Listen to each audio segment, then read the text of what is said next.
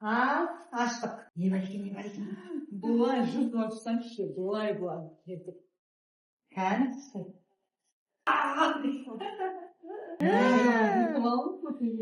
Уже білдім. Білдім.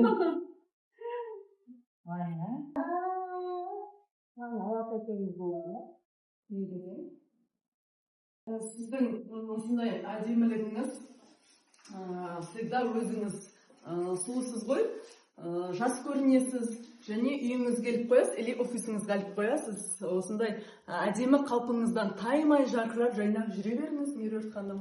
Сонда мына жерге 50 деп жазып қою керек, өз маркамен жазып қойын. Мен жаздырып десеңіз жаздырмаппын, Меруерт Айтенова 50 жаста деп. Өйткені мен 40 жасында Тимакс жасап берген осы портрет бар. Қаса қойып қоймайын ба? 70-ті қоямын, 80-90 жүзді қойып қоямын. Күшті. Рахметжан. Романтичный қыздар ғой.